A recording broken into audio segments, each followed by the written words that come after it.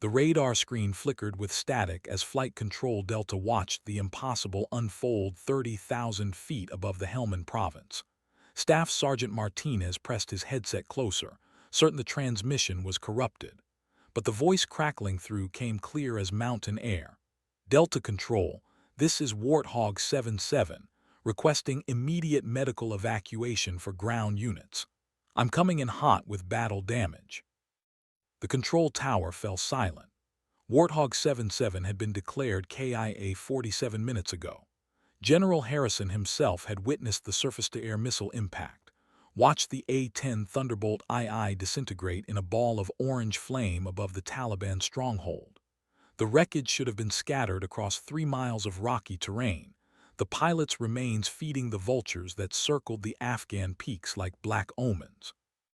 Yet here was that voice, steady and professional, cutting through the static like a blade through silk. Martinez exchanged glances with his supervisor, both men pale beneath their desert tans. Ghost flights were the stuff of legends, stories told in dimly lit mess halls to green recruits who still believed in miracles. But this was different. This was real, measurable, tracked by 3 separate radar installations across forward operating base Shank.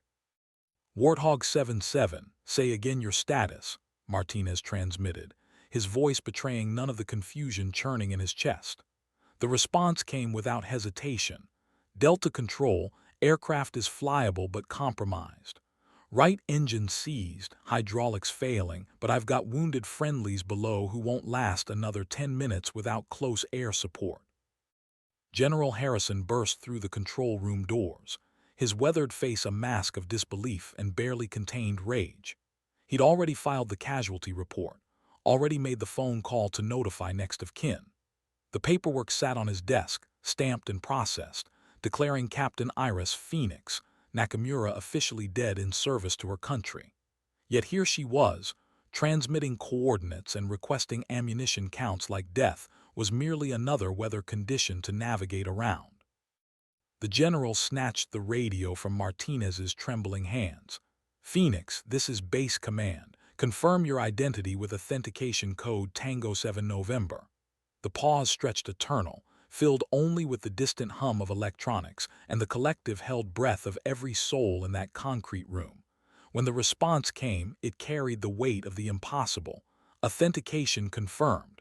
Tango 7 November Delta 45. Now can someone please tell me why half my aircraft is missing and my coffee's gone cold? Outside, the Afghan sun burned merciless and bright, casting shadows that danced across the runway like specters of the dead. But somewhere in that burning sky, an A-10 Warthog limped home through the silence, piloted by a woman who had apparently forgotten to die. The radar blip descended steadily toward the airfield, leaving everyone to wonder what exactly was coming home to roost. Captain Iris Nakamura had earned her call sign Phoenix during her second deployment in Iraq, when she'd coaxed a crippled Warthog through 200 miles of hostile airspace after losing half her left wing to anti-aircraft fire. The squadron had watched her emergency landing with a mixture of awe and terror, the aircraft skidding sideways down the runway in a shower of sparks and twisted metal. She'd climbed out of the cockpit without a scratch, checked her watch, and asked if the mess hall was still serving lunch.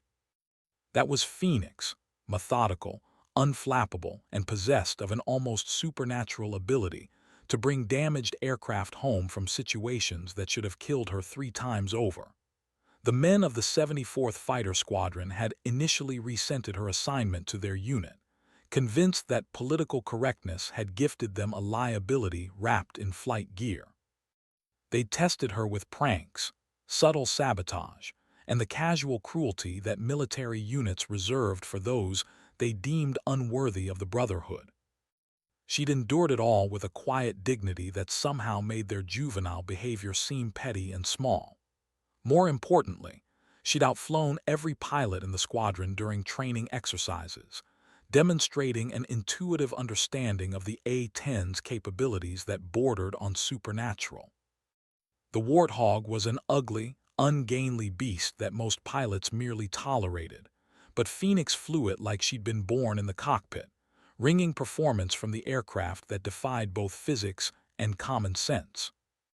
Her background was as enigmatic as her flying ability. Raised in rural Montana by a grandfather who'd flown P-51 Mustangs over Germany, she'd learned to pilot crop dusters before she could legally drive a car. Military records showed exemplary performance at every level, top of her class at the Air Force Academy, distinguished graduate of pilot training, commendations for valor in 3 separate combat zones. Yet she remained perpetually overlooked for promotion, her personnel file mysteriously lacking the political connections that typically advanced promising careers. The other pilots had gradually stopped testing her and started studying her instead, watching how she read weather patterns like scripture, how she could diagnose mechanical problems by the subtle vibrations transmitted through the aircraft's controls. Lieutenant Colonel Stevens, the squadron commander, had privately admitted that Phoenix understood the A-10 better than engineers who designed the aircraft. She didn't just fly the Warthog, she communed with it, spoke its mechanical language with a fluency that bordered on mystical.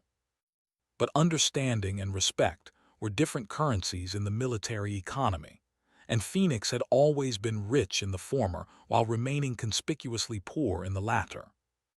The morning mission had started routine enough, close air support for a Special Forces team conducting a reconnaissance patrol near the Pakistani border. Intelligence indicated light Taliban presence in the area, nothing that couldn't be handled by standard intimidation tactics.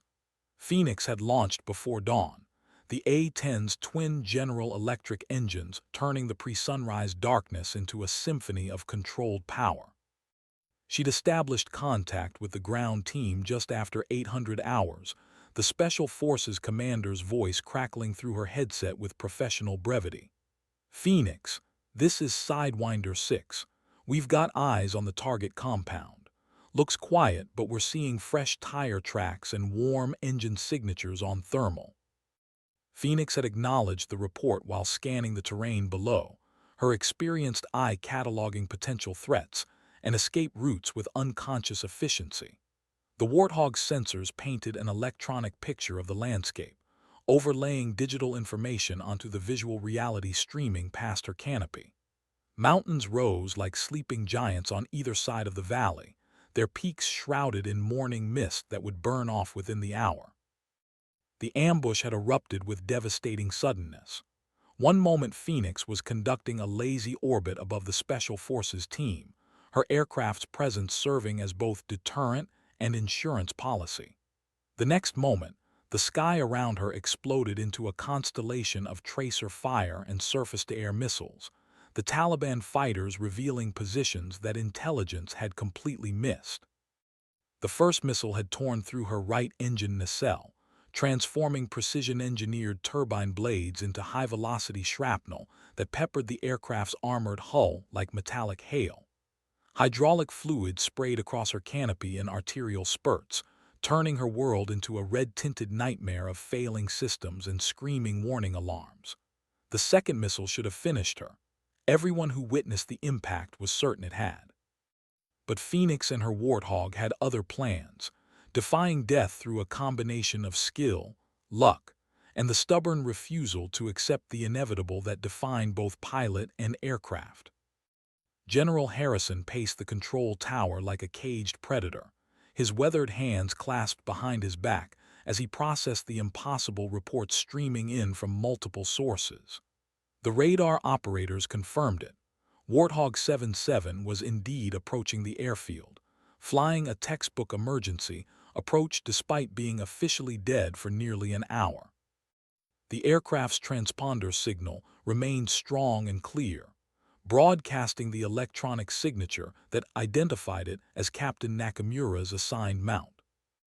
Yet Harrison had seen the missile impact with his own eyes, had watched through high-powered binoculars as the A-10 disappeared in a fireball that should have scattered debris across a half-mile radius. He'd immediately ordered search and rescue teams to locate the crash site, had personally initiated the casualty notification process that would devastate another military family with the terrible mathematics of war. The radio crackled with Phoenix's voice again, calm and professional despite the circumstances.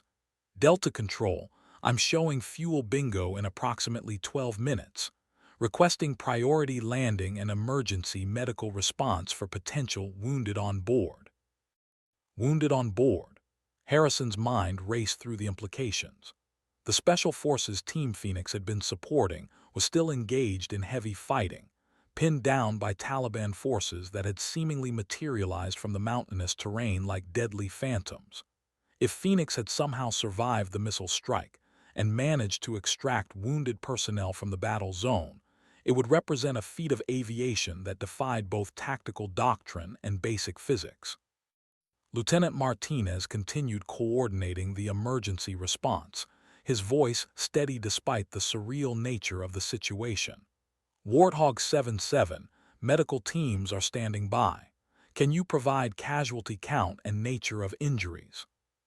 Phoenix's response came after a pause that seemed to stretch across geological time. Delta Control, I've got 2 critically wounded Special Forces personnel who need immediate surgical intervention. Both are stable but bleeding internally. Additionally, aircraft has sustained severe structural damage. I'm not certain the landing gear will deploy properly. The general felt something cold settle in his stomach.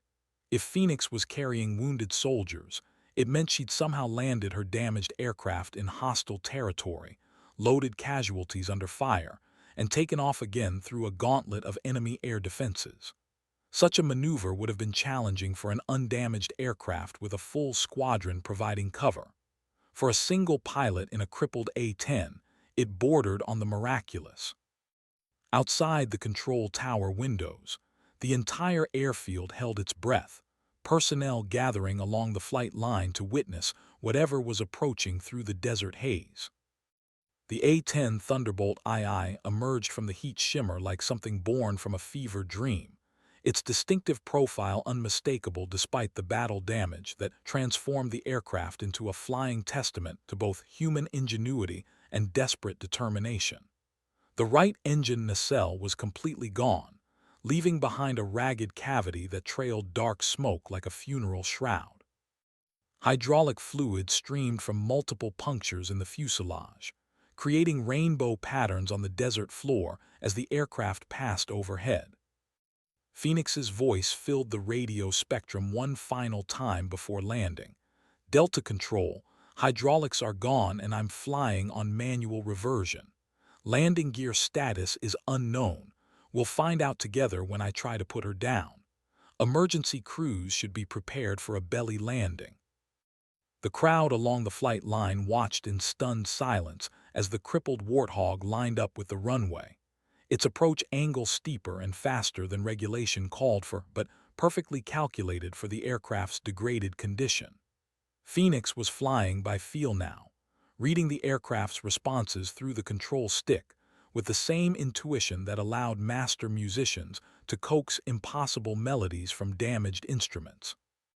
The landing gear deployed with a mechanical groan that was audible even over the sound of the remaining engine, the wheels locking into position through some combination of emergency procedures and mechanical sympathy.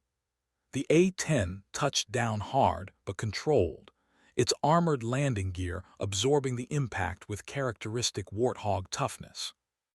As the aircraft rolled to a stop, medical teams swarmed across the tarmac, while fire suppression units stood ready to combat the flames that never came. Phoenix shut down the surviving engine with practiced efficiency, her hands moving through post-flight procedures as if she just returned from a routine training mission rather than a resurrection from the dead. The canopy opened with a hydraulic hiss, and Captain Iris Nakamura climbed out of the cockpit with the same methodical precision that characterized everything she did. Her flight suit was stained with hydraulic fluid and what might have been blood, but she moved with the fluid grace of someone accustomed to cheating death on a regular basis. She supervised the extraction of 2 wounded Special Forces soldiers from her aircraft's cargo bay, speaking quietly with the medical teams about their condition and treatment requirements. Only when the casualties had been loaded into ambulances did she finally acknowledge the crowd of personnel who had gathered to witness her impossible return. General Harrison pushed through the assembled airmen and maintenance crews, his face a mask of barely controlled emotions. He stopped directly in front of Phoenix, studying her with the intensity of a man trying to reconcile the impossible with the undeniable evidence of his own senses. "Captain," he said finally, his voice carrying the weight of authority and confusion in equal measure. "According to our records, you died 47 minutes ago. Would you care to explain how you managed to file a flight plan from the afterlife?" Phoenix met his gaze with the steady confidence that had always marked her as different from the other pilots under his command. She reached into her flight suit pocket and withdrew a small piece of twisted metal, placing it in the general's outstretched palm with ceremonial precision. "Sir," she said, her voice carrying across the suddenly silent tarmac, "I think someone's been using inferior surface-to-air missiles. This fragment came from the warhead that was supposed to kill me. As you can see, it didn't quite meet specifications." The crowd erupted in nervous laughter, the tension of the past hour finally finding release in the absurdity of Phoenix's understatement. But General Harrison wasn't laughing. He was staring at the missile fragment with the expression of a man who was beginning to understand that he'd been witness to something that would be discussed in military colleges for the next 50 years. Phoenix continued her report with the same matter-of-fact tone she might have used to describe a minor mechanical malfunction. "The first missile struck my starboard engine, but failed to detonate properly, manufacturing defect in the proximity fuse, most likely. The explosion damaged hydraulics and flight controls, but left the aircraft structurally sound. The second missile was a clean miss that looked more impressive than it actually was." She paused, scanning the faces of the assembled personnel with those dark eyes that seemed to catalog every detail of her surroundings. "While conducting damage assessment, I observed the Special Forces team taking heavy casualties from concealed enemy positions. Since my aircraft was still marginally flyable, I determined that extraction of wounded personnel took priority over returning to base for routine maintenance." The casual way she described landing a damaged A-10 in hostile territory, loading wounded soldiers under fire, and taking off through a storm of anti-aircraft fire made it sound like a textbook training exercise rather than a feat that would have challenged an entire squadron of pilots. But then, Phoenix had always possessed the ability to make the impossible seem routine through sheer competence and unflappable professionalism. General Harrison found himself reevaluating every assumption he'd made about the quiet pilot who had served under his command for the past 8 months.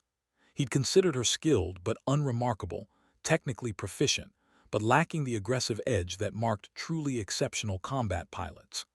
Now he realized he'd been watching a master craftsman at work, someone who approached aerial combat with the same methodical precision that great surgeons brought to complex operations. "Captain," he said, his voice carrying a new note of respect that hadn't been there before, "I believe we need to have a conversation about your definition of routine maintenance." The debriefing lasted 6 hours, Phoenix recounting every detail of her mission with the same meticulous precision she brought to all her professional endeavors. Intelligence officers scribbled notes as she described Taliban positions, weapons placements, and tactical movements that had been completely missed by satellite reconnaissance and electronic surveillance.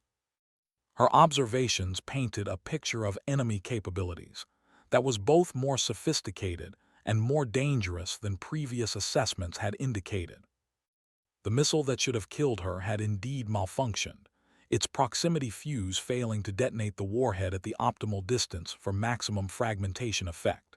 Instead, the weapon had struck her aircraft directly, punching through the engine nacelle without exploding until it was safely past her cockpit. The resulting blast had damaged secondary systems while leaving primary flight controls intact, a 1,000,000 to 1 chance that Phoenix had exploited with characteristic efficiency. Her emergency landing in the combat zone had been executed on a narrow strip of relatively flat ground that she'd identified during her initial reconnaissance of the area. The Taliban fighters, convinced they destroyed her aircraft, had emerged from concealment to engage the Special Forces team directly, exposing themselves to counterattack from an enemy they thought was dead. Phoenix had used this tactical advantage to devastating effect, coordinating with the ground team to eliminate hostile positions, while her aircraft's medical bay was converted into a casualty collection point. The extraction itself had taken less than 4 minutes, but those 4 minutes had required split-second timing and absolute trust between air and ground elements. As the debriefing progressed, General Harrison found himself looking at Phoenix with new eyes. Her calm recitation of extraordinary events revealed a tactical mind that operated on multiple levels simultaneously, processing information and making decisions with a speed that bordered on prescience. She hadn't just survived the impossible, she'd turned it into an opportunity to accomplish objectives that would have challenged a full squadron. The other pilots in the 74th Fighter Squadron began to understand that they'd been serving alongside someone whose capabilities existed on a completely different scale from their own. The quiet competence they'd attributed to adequate training was actually the visible surface of abilities that ran deeper than any of them had imagined. Lieutenant Colonel Stevens, who had commanded the squadron for 3 years, privately admitted that Phoenix's performance had redefined his understanding of what was possible in single-seat combat operations. Her ability to maintain situational awareness while managing multiple system failures, coordinating with ground forces, and executing complex tactical maneuvers suggested a level of pilot skill that existed outside normal performance parameters. But perhaps the most remarkable aspect of Phoenix's emergency response was her complete lack of self-aggrandizement. She described her actions with the same clinical detachment she might have used to critique a training exercise, focusing on procedural lessons learned rather than personal heroics. When pressed for details about her decision-making process during the most critical moments, she simply stated that she'd followed established protocols for combat rescue operations. The squadron's intelligence officer, Captain Walsh, had worked with dozens of combat pilots over his 7-year career. He'd never encountered anyone who could provide such comprehensive tactical intelligence while simultaneously demonstrating such complete emotional detachment from their own extraordinary performance. Phoenix discussed her near-death experience with the same professional objectivity she might have brought to a routine weather briefing. As word of Phoenix's resurrection spread throughout forward operating base Shank, personnel began to gather outside the debriefing room, hoping to catch a glimpse of the pilot who had apparently negotiated a temporary reprieve from the grave. Maintenance crews examined her aircraft with expressions of professional awe, cataloging battle damage that should have resulted in complete structural failure. The A-10 had absorbed punishment that would have destroyed lesser aircraft, then continued flying through sheer mechanical stubbornness and the skillful manipulation of aerodynamic principles. Master Sergeant Rodriguez, the squadron's senior maintenance chief, spent 2 hours documenting the battle damage with forensic precision. His initial assessment suggested that Phoenix had been flying an aircraft that was technically unflyable for the last 30 minutes of her mission, maintaining control through a combination of differential thrust, control surface manipulation, and what could only be described as mechanical telepathy. "Sir," Rodriguez reported to General Harrison, "this aircraft should have been uncontrollable the moment that missile took out the hydraulic systems. The fact that Captain Nakamura not only maintained flight control, but executed precision maneuvers for casualty evacuation, suggests pilot skills that exist outside normal human parameters." General Harrison studied the maintenance report with growing amazement. The technical data supported Phoenix's matter-of-fact description of events, but the numbers told a story of aeronautical achievement that belonged in textbooks rather than routine operational reports. She hadn't just survived a missile strike.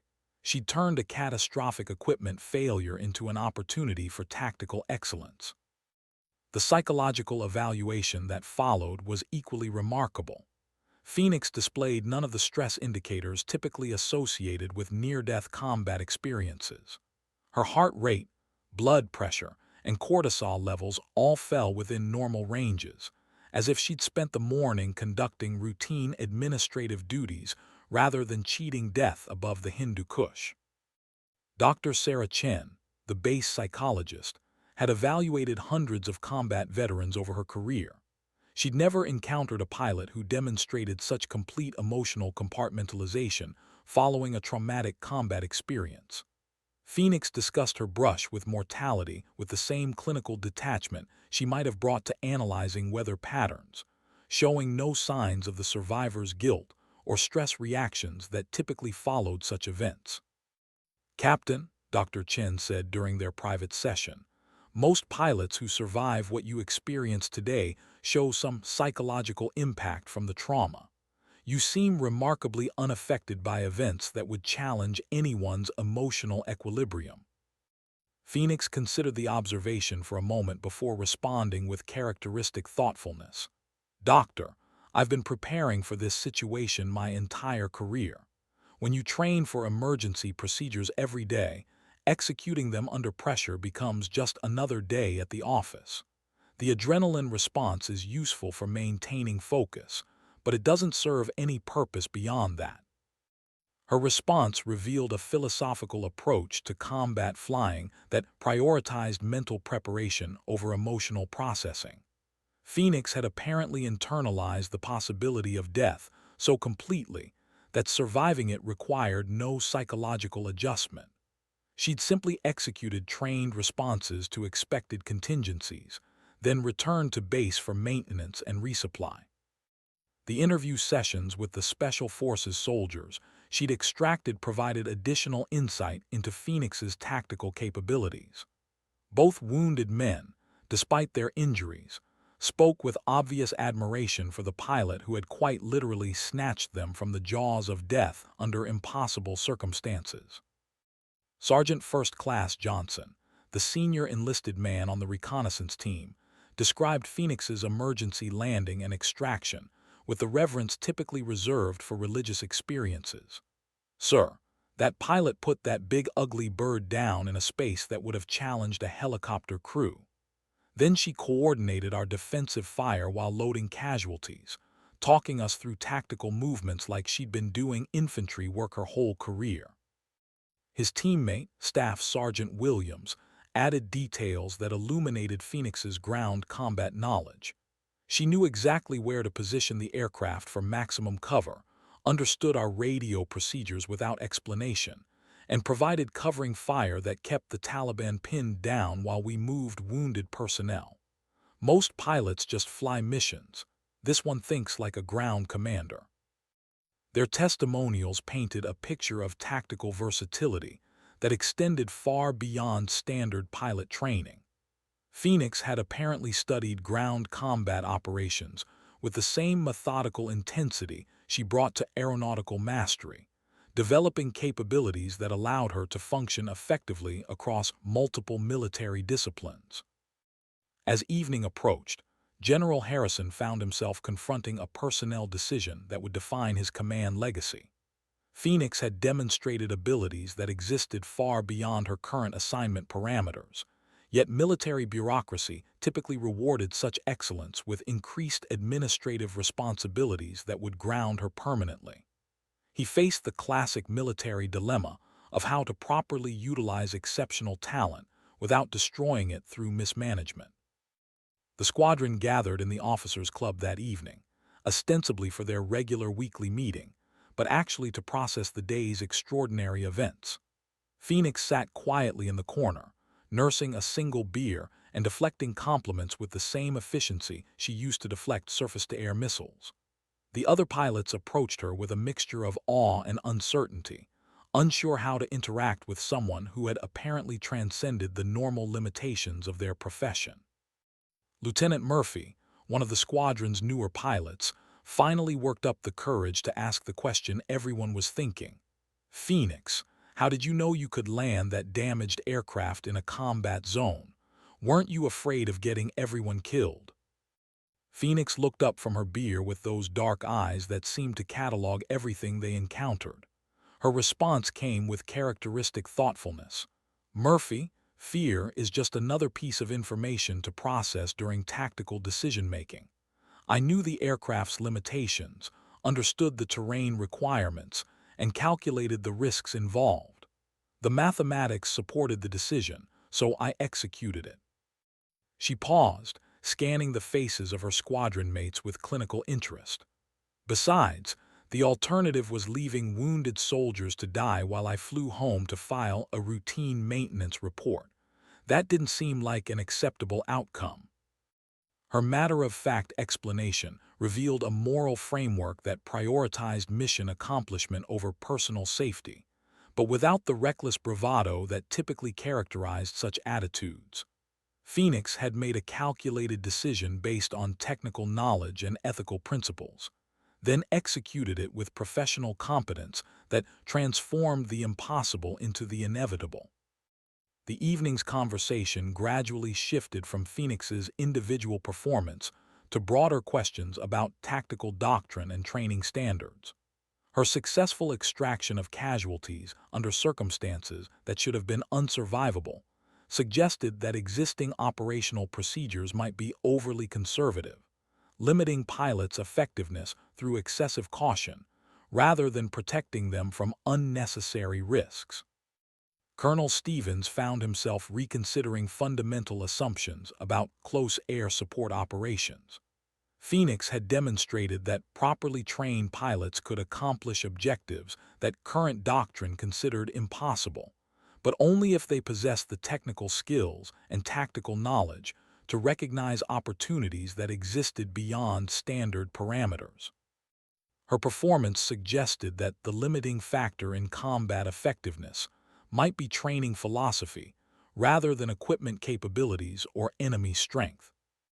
The discussion continued late into the evening, fueled by equal parts military-issue coffee and professional curiosity about the implications of Phoenix's achievement. The other pilots gradually began to understand that they'd witnessed something that would influence tactical thinking for decades to come. But more importantly, they'd served alongside someone whose capabilities redefined their understanding of what was possible in their chosen profession. As the gathering finally dispersed near midnight, Phoenix remained behind to clean up the officers' club with the same methodical efficiency she brought to all her activities. Lieutenant Murphy, emboldened by several beers and genuine admiration, approached her one final time. "Phoenix," he said, "I just want you to know that what you did today was incredible. I don't think any of us could have pulled off what you accomplished." Phoenix looked up from stacking chairs with that slight smile that appeared whenever her squadron mates displayed unexpected insight. "Murphy," she replied, "you're probably right, but that's not because I'm special, it's because none of you have been training for the right scenarios." She finished organizing the furniture before continuing. "Every pilot in this squadron can fly the A-10 competently under normal circumstances, but we spend so much time preparing for routine operations that we never develop the skills needed for extraordinary situations. Today wasn't about superior ability. It was about having practiced the right procedures often enough to execute them automatically under pressure." Her explanation revealed a training philosophy that emphasized preparation for extreme scenarios rather than perfect execution of routine tasks. Phoenix had apparently spent years developing capabilities that extended far beyond standard requirements, not out of ambition or showmanship, but from a professional understanding that combat operations regularly demanded performance beyond normal parameters. 3 days after Phoenix's resurrection, General Harrison received a phone call that would change the trajectory of her military career in ways that none of them could have anticipated. The caller was Colonel Patricia Hendricks from Air Force Special Operations Command, and her opening statement cut straight to the heart of the matter. "General, I understand you have a pilot who recently accomplished what our analysts are calling operationally impossible." I'd like to discuss borrowing Captain Nakamura for some specialized training opportunities. Harrison had been expecting this call since Phoenix's debriefing reports had worked their way through military intelligence channels. Her performance had attracted attention from people who specialized in identifying exceptional talent, and such attention rarely resulted in continued assignment to routine combat operations. The Air Force possessed a sophisticated system for identifying and cultivating unusual abilities, and Phoenix had apparently triggered every alarm in that system. "Colonel," Harrison replied carefully, "Captain Nakamura is one of our most valuable assets. Any discussion of reassignment would need to consider the impact on current operational requirements." Colonel Hendrick's response carried the weight of institutional authority. "General, we're not discussing reassignment. We're discussing optimization of strategic resources. Captain Nakamura's demonstrated capabilities suggest applications that extend far beyond conventional close air support operations. We have training programs specifically designed for pilots with her particular skill set." The conversation that followed revealed a level of military specialization that Harrison had only heard rumors about during his 30-year career. Air Force Special Operations Command apparently maintained programs for pilots whose abilities fell outside normal performance parameters, providing advanced training in scenarios that were officially classified but unofficially essential for national security operations. Phoenix would retain her current rank and squadron assignment, but would spend 6 months each year at undisclosed locations learning techniques that weren't covered in standard pilot training curricula. The program was voluntary, but pilots who completed it typically found their careers accelerated in directions that led to fascinating opportunities and substantial responsibility. Harrison presented the opportunity to Phoenix in his office the following morning, watching her face carefully for reactions to what most pilots would consider the chance of a lifetime. As usual, her expression remained professionally neutral as she processed the implications of specialized training that could lead anywhere from test pilot programs to assignments that didn't officially exist. "Sir," Phoenix said after considering the proposal for several minutes, "I'm honored by the opportunity, but I need to understand what this training would involve before making a commitment. I'm satisfied with my current assignment and don't require career advancement to maintain job satisfaction." Her response was vintage Phoenix, thoughtful, direct, and focused on professional rather than personal considerations. She approached career decisions with the same analytical rigor she brought to tactical problems, evaluating options based on their potential contribution to mission effectiveness rather than personal advancement or ego gratification. Harrison shared what information he'd been cleared to reveal. The program involved advanced tactical training in unconventional scenarios, working with specialized equipment that wasn't available through normal channels, and developing capabilities that might be applied to situations requiring exceptional pilot skills. The training locations were classified, but participants typically described the experience as challenging and professionally rewarding. Phoenix asked several pointed questions about the program's objectives, training methodologies, and operational applications. Her inquiries revealed a sophisticated understanding of military organizational structure and the relationship between specialized training programs and classified operational requirements. She wasn't interested in adventure or prestige. She wanted to understand how the program would enhance her professional capabilities and contribute to national security objectives. After 20 minutes of detailed discussion, Phoenix made her decision with characteristic directness. "Sir, I'll accept the training opportunity provided it doesn't interfere with my current squadron obligations. These pilots depend on reliable air support, and I won't compromise their safety for personal career advancement." Her conditional acceptance perfectly captured the value system that had guided her entire military career. Phoenix approached every decision through the lens of mission effectiveness and professional responsibility, never losing sight of the fundamental purpose behind military service.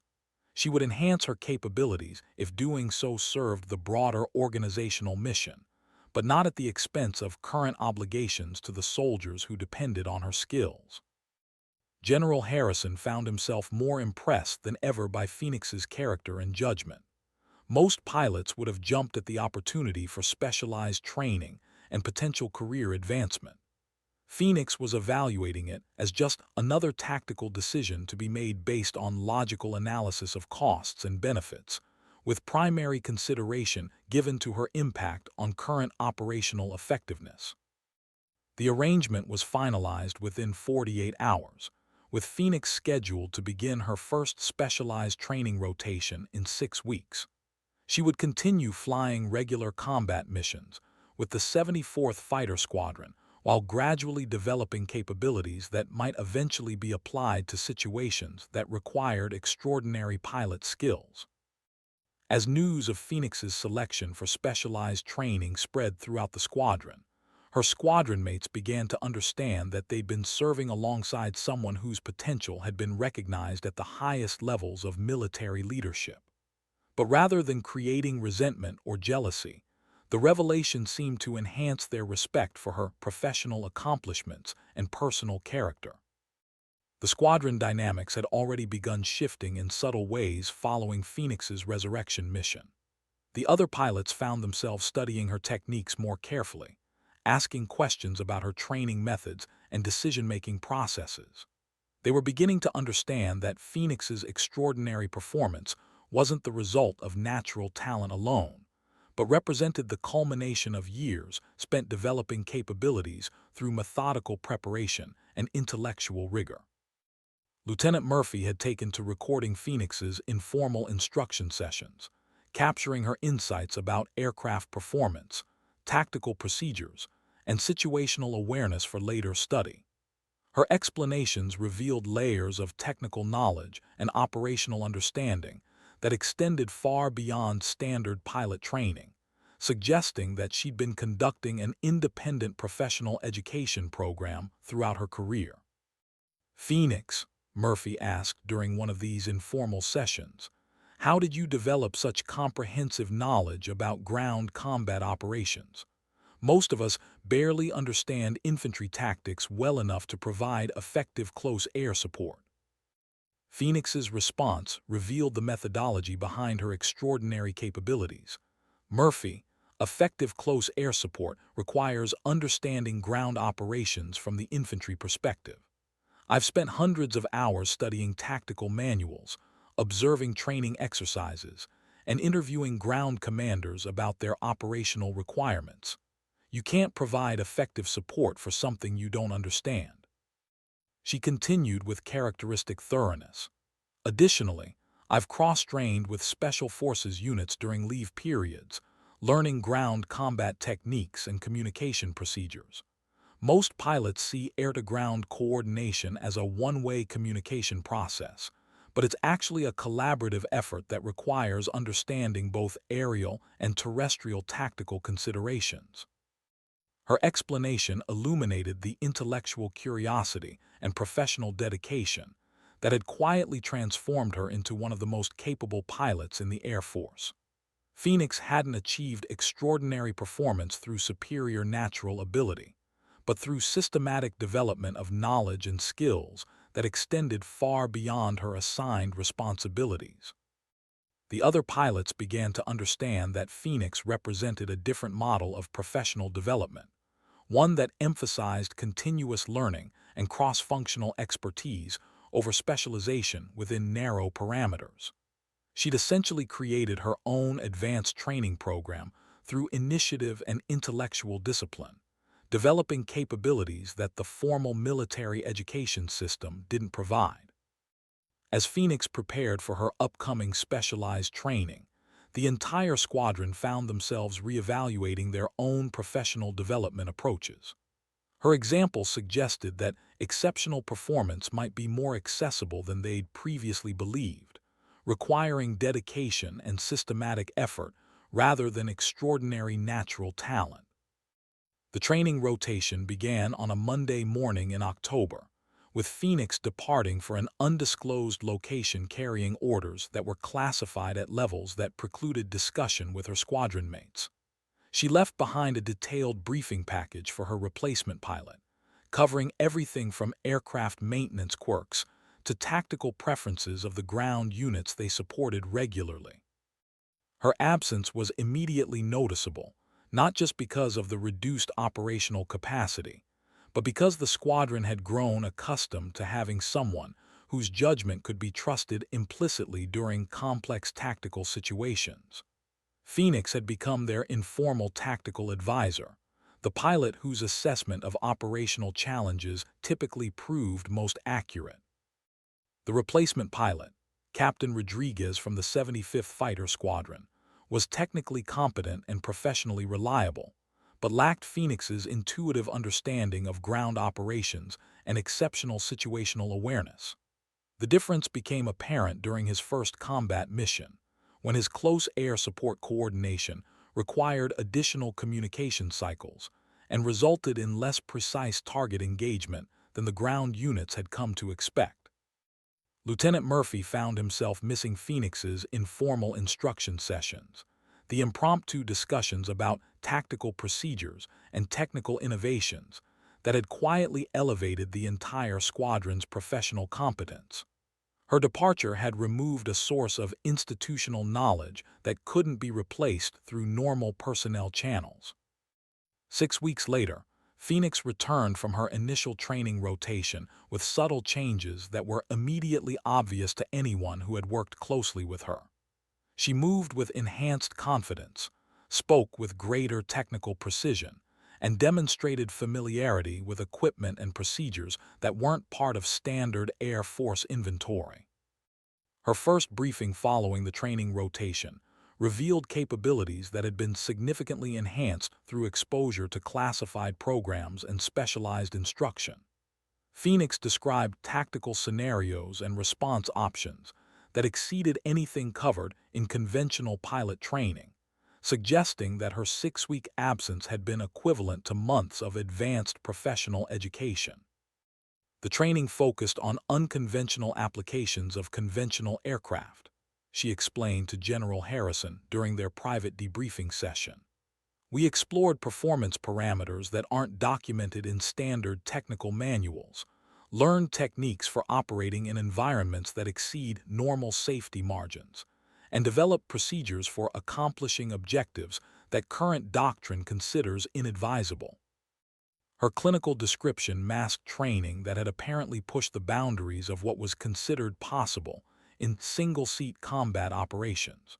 Phoenix had been exposed to techniques and capabilities that existed outside normal military channels, developing skills that might eventually be applied to situations requiring extraordinary pilot performance. The enhanced capabilities became obvious during her next combat mission, a routine close air support operation that Phoenix transformed into a demonstration of tactical innovation. Her coordination with ground forces displayed new levels of precision and effectiveness, while her aircraft handling suggested familiarity with performance parameters that exceeded standard operating limitations. Master Sergeant Rodriguez, observing Phoenix's post-flight aircraft inspection, noticed techniques and procedures that weren't covered in standard maintenance protocols. She was examining systems and components with enhanced understanding, identifying potential issues through methods that suggested access to technical information beyond normal pilot training requirements. "Captain," Rodriguez said, "you're checking systems that most pilots don't even know exist. Where did you learn those inspection procedures?" Phoenix's response was carefully measured. "Sergeant, the training program exposed me to technical information that enhances aircraft utilization and safety margins. Some of the procedures I